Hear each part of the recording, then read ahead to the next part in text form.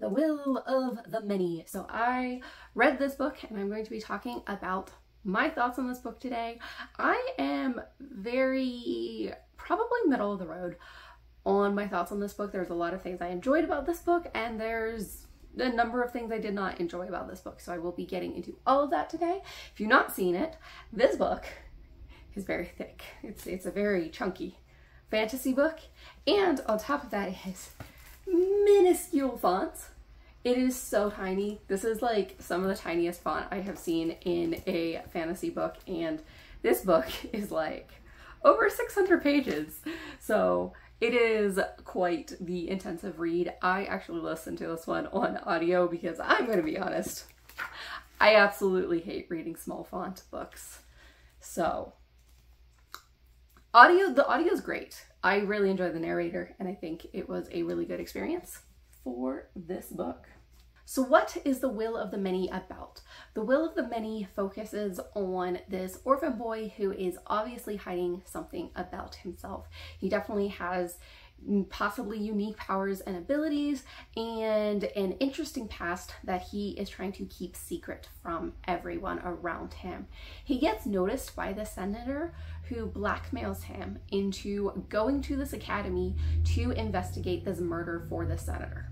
Part of the reason this senator wants this to go to the academy and investigate this murder is because there actually are factions within the government. They are at odds with each other and they don't trust each other and might be doing things that the other one doesn't know about or doesn't approve of, and our senator wants to know what exactly is going on. It's a little bit of a murder mystery, but it does not focus on the murder mystery aspect because the senator knows someone who died at the academy and the academy has ruled it a suicide, and the senator does not believe it was a suicide.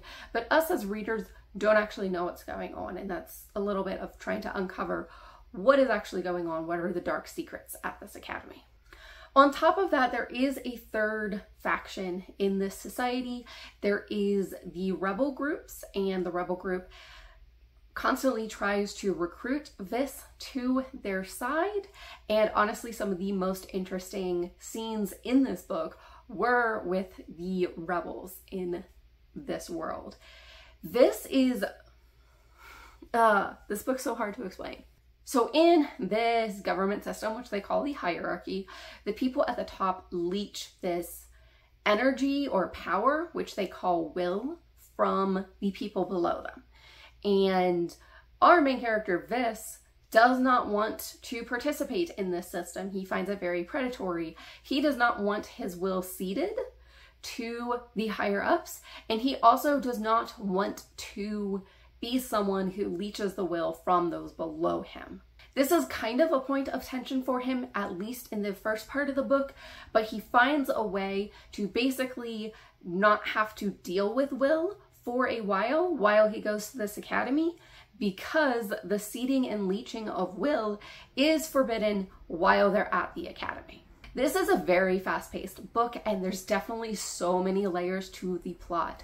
As soon as you get one question answered, it usually opens up several more questions. And I really did enjoy seeing that aspect of the story, because sometimes whenever you had one question answered, it would make you consider or recontextualize something that happened previously. A good example of this is when Vis is training to go to the academy. He has this very ruthless training master, and we find out some detail about the training master's history, and that makes us go, oh, we kind of understand why this person training Vis is being so ruthless. But at the same time, we now have like 10 more questions. So we're like, how did this happen? How did this training master end up at this point instead of somewhere else? You know, we just have so many questions about what exactly is going on. So once we get one question answered about the world, it opens up more questions about the world, and it keeps you on the edge of your seat and wanting to know more. There's also a lot of plotting in this book, which keeps you on the edge of your seat as well. Vis has agreed to help this senator, but us as readers aren't really sure whether or not the senator is on the right side. And Vis isn't even sure you know, if the senator's on the right side of things, but he has agreed to go along with it to try to figure things out more. But Vis has offers from other groups, like the rebel group who's trying to recruit him, and he turns them down. And, you know, whenever you're reading this, you're like, oh, was that the right choice? Because, like, I'm not sure if the rebels are correct, but I'm also not sure if the senator's correct. Like, who is the group that you should align with? I found the discussions Vis had with the rebels while the rebels were trying to recruit him some of the most interesting discussions in the book, because they really delved into the themes of, you know, people ceding will or having their will leached from them, and how complicit they are in this predatory system. This is something that Vis is kind of continuing to take part in this system, or at least not go against the system. And the rebels are kind of accusing him of, you know, just being complicit by not fighting against it.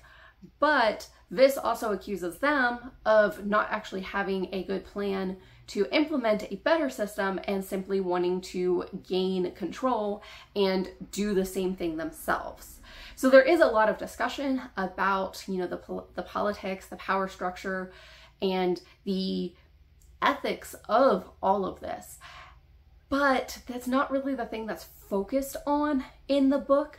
Mostly we're focusing on Vis trying to work his way to the top at this academy, trying to overcome his challenges there as someone who has not grown up in this society, and then Vis trying to keep his past a secret from those around him.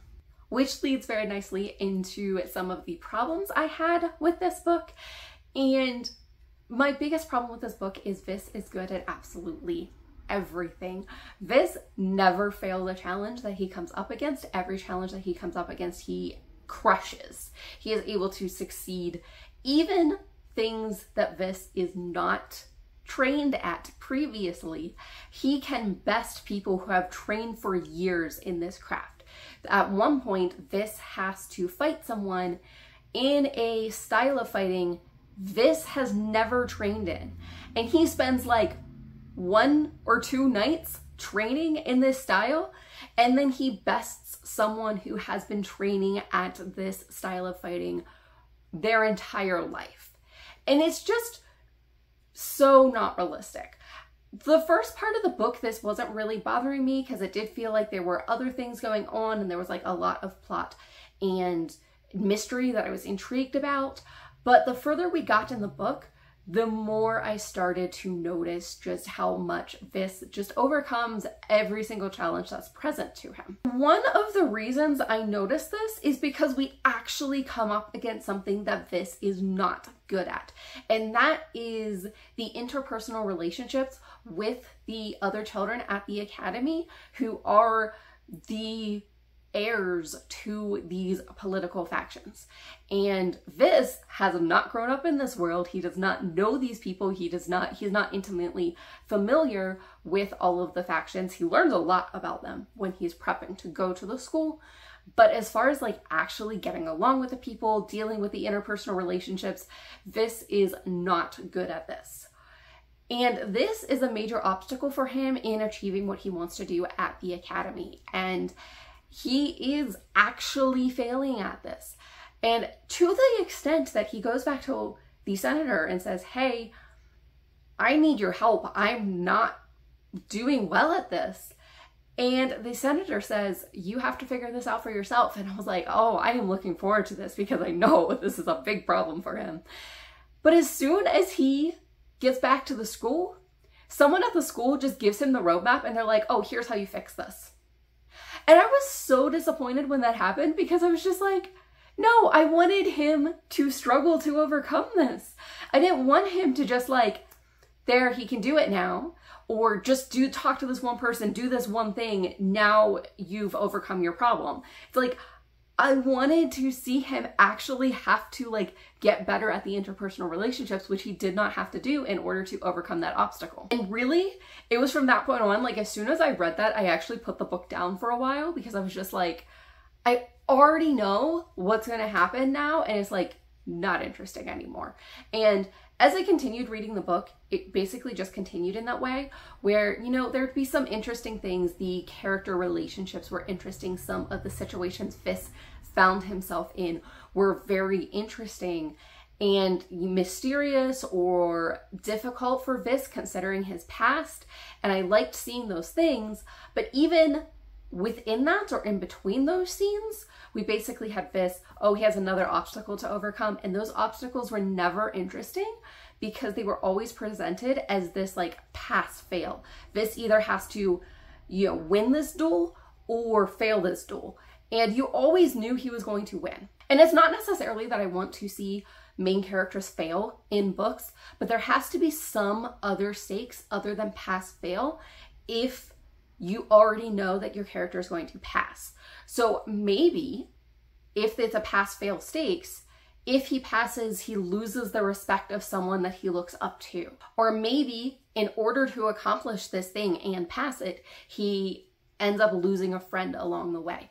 There's some other stakes than just overcoming this obstacle, because we already know our character is going to overcome this obstacle. And Vis is like good at everything. He's good at strategy. He's good at combat. He knows like 100 languages. I am exaggerating, but he knows all the relevant languages to anything in this book. And there are some reasons for this from his past, but that doesn't explain like the extent to which he is an expert in all of these fields. And then we get to the end of the book. So there is like this big, exciting contest that the characters have to compete in at the end of this book.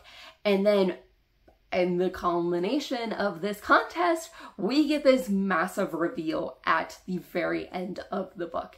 And honestly, I know this is like a very personal thing and I cannot talk about it without spoilers, but I did not like the reveal at the end of this book because it's playing into a trope that I am tired of seeing in fantasy, science fiction, etc. And that's just a personal thing. And I can't even name the trope without spoiling the ending of the book. But part of my problem with this is I just don't care for this particular trope. And part of my problem is I don't feel like the ending was foreshadowed. And it is important to me whenever we have these super big reveals in books that it is not just something that happens because, but is something that we laid groundwork ahead of time. And maybe if I reread it, I'll go, oh, it was there all along and I didn't even see it. But thinking back and, you know, trying to go, okay, what can I recontextualize about the previous scenes to, you know, understand, oh, we were heading towards this all along. And I'm like, I just am not sure that this was adequately set up. And I think foreshadowing is like super important for me personally for a few reasons. I don't want to feel like there's just something that comes out of nowhere just because. I want to feel like it fits in the story. There was evidence for it all along. Maybe you can go back and read the story and it's like more fun because you're like, oh, I missed these the first time and I can see the puzzle pieces falling in place. And even if I guess what everything is foreshadowing towards, it can be fun to be like, oh, and I got it right. That's like a satisfying feeling of I was able to pick up on the clues and put the puzzle pieces together and guess where we were going. If we don't have that in there, sometimes I feel like things happen for shock value more than happen organically in the story. Overall, I had fun with this book. It was a very fast-paced, fun adventure. It was fun to follow this, and for the first like over half of the book, I was 100% invested. I was like, oh my gosh, this book is amazing. If you go look at my Discord, because I have a chat history in my Discord, for the first like 2 sections of the book, I was just like, oh my gosh, I can't believe this happened. Oh, that, what? That's basically how I felt with this book for like the majority of it. And then it was just over that halfway point that I really started seeing a lot of the problems and having some complaints about the book. I haven't decided at this point if I'm going to read book 2. I will probably get FOMO whenever book 2 comes out and then want to read it. And who knows, maybe I will reread The Will of the Many leading up to it, but I will, determine that at the time. And with that, I want to end this review by reading one of the best scenes in the book, and I wish we focused on this more. So if you don't want to know anything about the book, I suppose this could be mild spoilers. But here we go.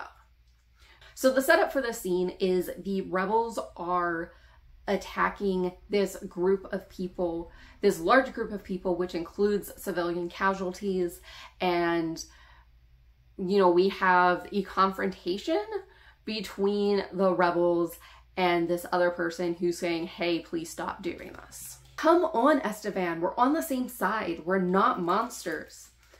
Estevan tilts his head up and to the side, enough so that I can see his face. His eyes are red, tears leak from them. We are what they make us, Diago. We don't have to be.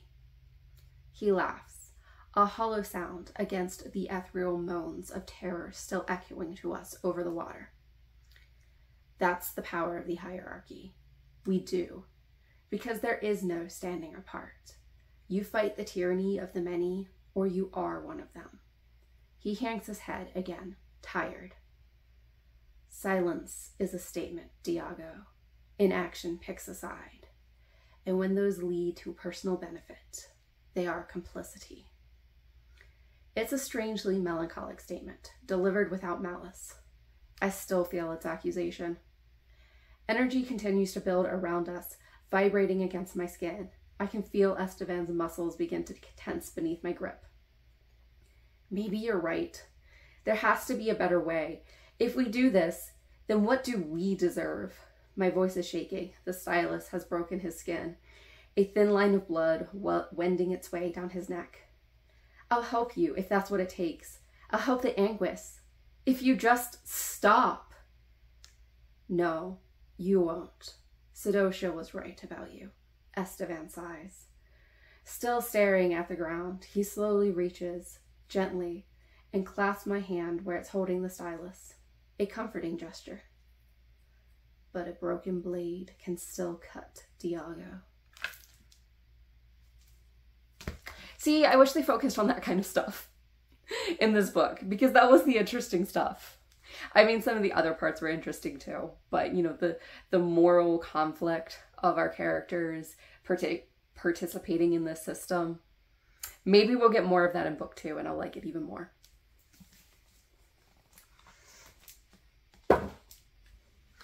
If you've read The Will of the Many, let me know your thoughts in the comments. And until next time, happy reading.